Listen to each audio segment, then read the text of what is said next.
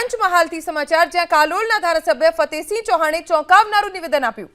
One nation one election મુદ્દે કોંગ્રેસને ચિંતા કેમ છે તેમ કહી ફતેહસિંહે ચોંકાવનારું નિવેદન આપ્યું. ફતેહસિંહના મતે લોકસભાની સાથે વિધાનસભાની ચૂંટણી આવે તો કોંગ્રેસને હારની ચિંતા છે, કેમ કે મોદી સાહેબના નામે કૂતરા પણ જીતી જવાનો કોંગ્રેસને ભ્રમ છે.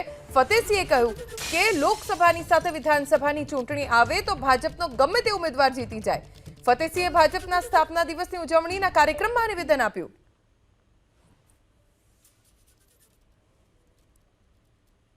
લોકસભા અને વિધાનસભા એક હાથે આવે, એકી હાથે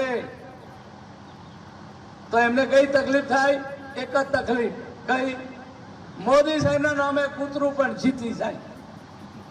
આ એમને ભ્રમ છે કે મોદી સાહેબના નામે પછી ધારાસભ્ય ગમે એવો મેલ દો પણ જીતી જવાનો, પરિણામ 90% આવે.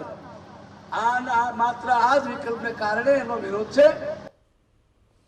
વન નેશન વન ઇલેક્શન મુદ્દે ફતેહસિંહ ચૌહાણે આ નિવેદન આપ્યું છે.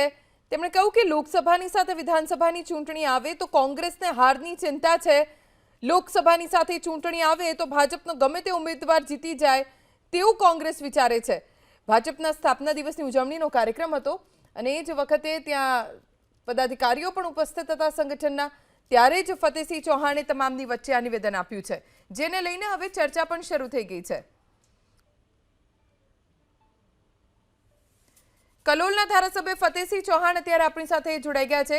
ફતેહસિંહજી, આપે જે નિવેદન આપ્યું, તમે કહેવા શું માંગો છો વન નેશન વન ઇલેક્શનને લઈને? વન નેશન વન ઇલેક્શનમાં પહેલો મુદ્દો તો એ છે કે સરકારી ખર્ચમાં મોટો ઘટાડો થાય.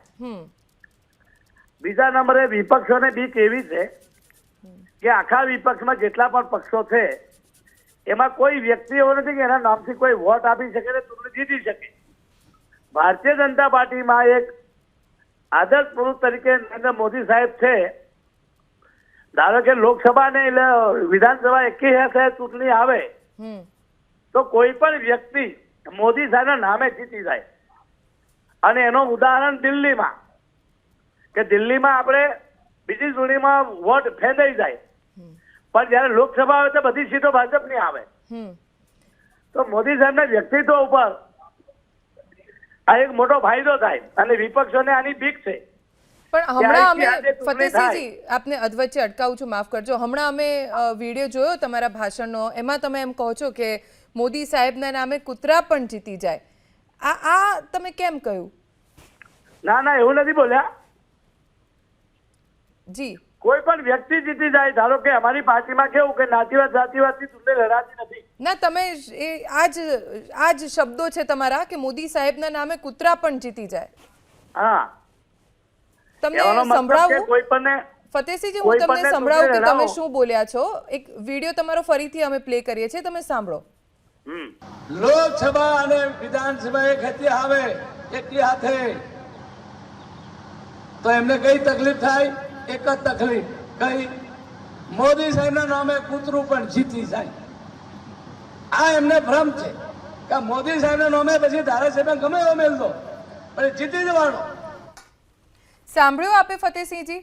જી, સાંભળ્યું. જી, આપ એવું કહો છો કે મોદી સાહેબના નામે કૂતરું પણ જીતી જાય, પછી ભલે ગમે તેને મૂકી દો. આવું કેમ કહેવું પડ્યું તમારે? અમારો કહેવાનો મતલબ એ કે સામાન્ય કાર્યકર્તા આવે ને, ધારો કે કોઈ નાતની બહુમતી નહીં હોય છતાં પણ જીતી જાય.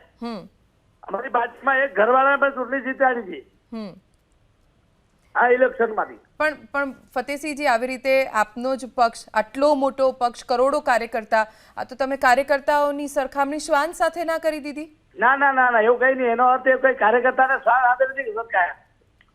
આ દેશી કહેવત છે. અને જે ચૂંટાયેલા ધારાસભ્યો છે એમની ઉપર સવાલ ઉભો કરી દીધો તમે તો.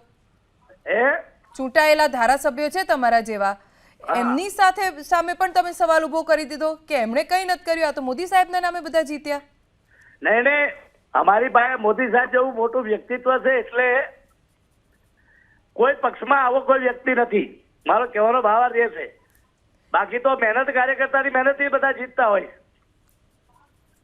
કાર્યકર્તા મહેનત કરે પછી તો વાતાવરણ બનતું હોય ને. નહીં, પણ આ તમારા શબ્દો હતા ને. આ તમારા જ શબ્દો તમે સાંભળ્યા ને, તમે જ બોલ્યા છો હા ને સાંભળ્યા. મોદી પણ સાહેબના એનો નામે મેડમ, કૂતરું પણ જીતી એમાં જાય મેડમ પછી મારો ભલે ગમે કોઈ તે એવો હોય. ઈરાદો નથી કે કોઈ એમએલએ કે કોઈ વ્યક્તિને નીચે પાડવાની ઈરાદો મારો નથી. બરાબર. હા, તો શું ભાવ શું હતો તમારો બોલવાનો? આ વન નેશન વન ઇલેક્શન આવે તો પહેલા તો દેશને મોટા મોટા ખર્ચમાંથી બાદબાકી થાય. ધારો કે એક ઇલેક્શન આવે ને 3 મહિના કે 2.5 મહિના આચારસંહિતા લાગે, ત્યાં લગી રાજનો વિકાસ રોકાઈ જાય. ફરી બીજું ઇલેક્શન આવે, વર્ષમાં 2-3 ઇલેક્શન આવે, ફરી આચારસંહિતા લાગે. એટલે આપણો જે વિકાસનો રફતાર હોય એ અટકી જાય. એટલે પહેલા નંબરે આ ઇલેક્શન એકી હાથે આવે ને, ધારો કે જિલ્લા પંચાયત, તાલુકા પંચાયત, સરપંચ એકી હાથે આવે, નગરપાલિકા, તો પણ દેશમાં એક મોટો ફાયદો થાય, લાખો કરોડો રૂપિયાની બચત થાય. અને આ કાર્યકર્તાને મેસેજ પહોંચાડવા હતા એટલે અમે વાત મૂકી. પણ તમને એવું લાગે છે કે આપ જે કહેવા માંગતા હતા એની માટે આ જે શબ્દોનો તમે ઉપયોગ કર્યો છે, હા, કૂતરાવાળી કહેવત કે મોદી સાહેબના નામે કૂતરું પણ જીતી જાય, એ કોઈ કહેવત છે કે તમે ઉપયોગ કર્યો તમારા ના ના ના, સંબોધનમાં? એ તો જૂની દેશી ભાષા અમારી વાપરી. શું કહેવાનો મતલબ કે કોઈ સામાન્ય વ્યક્તિ પણ જીતી જાય. અને એ પણ તમે ભાજપના સ્થાપના દિવસે આટલા બધા કાર્યકર્તાઓની વચ્ચે બોલ્યા છો, તો જીતેલા લોકો જે અત્યારે હાલના ધારાસભ્યો છે કે પછી કાર્યકર્તાઓ છે, એમને એમ નહીં થાય કે અમારી સરખામણી શ્વાન સાથે કરી, અથવા તો અમારામાં કઈ નથી, માત્ર મોદી સાહેબના ચહેરાથી જ જીત્યા? મારી વાત સાંભળો, એન્કર તરીકે તમે આવો ભાવ પેદા નહીં કરો. મેં કીધું છે. ના ના, મેં કોઈ ભાવ પેદા નથી કર્યો. તમે જે બોલ્યા ફતેહસિંહજી, નહીં કે કોઈ નેતા કે કોઈ વ્યક્તિને હલકા પાડવા તમે હમણાં સાંભળ્યું ને, અમે વિડીયો પ્લે કર્યો, એમાં તમારા જ શબ્દો હતા. હું બોલ્યો છું, તમે જ છો. પણ કોઈ મારા સાથી ધારાસભ્યને હલકા પાડવા માટે નથી બોલ્યો. આ દેશના વાતાવરણ માટે બોલ્યો છું. હા, બસ એ જ જાણવું છે કે તમે આ શબ્દો, આ નિવેદન કેમ આપ્યું, બસ એની પાછળનો હેતુ શું હતો? એની પાછળનો હેતુ વિપક્ષો જે કાગા રોલ કરે છે ને, એમને જવાબ આપવા માટે. ઓકે ફતેહસિંહજી, આભાર એબીપી અસ્મિતા સાથે વાત કરવા માટે. આપણી સાથે ચેતનભાઈ પરમાર જોડાઈ ગયા છે, જિલ્લા કોંગ્રેસના પ્રમુખ છે. ચેતનભાઈ, ફતેહસિંહને હમણાં તમે સાંભળ્યા હશે, કલોલના ધારાસભ્ય છે અને સ્થાપના દિવસ હતો ભાજપનો, તેમણે નિવેદન આપ્યું છે કે મોદી સાહેબના નામે કૂતરું પણ જીતી જાય, પછી એ કોઈ પણ કેમ ના હોય. એમણે એવું પણ કીધું છે કે કોંગ્રેસને આ ભ્રમ છે, કોંગ્રેસ ડરે છે.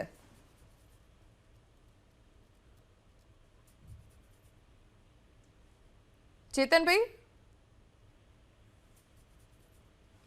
કદાચ કોંગ્રેસના નેતાનો સંપર્ક નથી સાધી શકાયો, પણ કાલોલના ધારાસભ્ય જેમણે આ ચોંકાવનારું નિવેદન આપ્યું છે, વન નેશન વન ઇલેક્શન મુદ્દે કોંગ્રેસને ચિંતા કેમ, તેમ કહીને ફતેહસિંહ ચૌહાણે ચોંકાવનારું નિવેદન આપ્યું.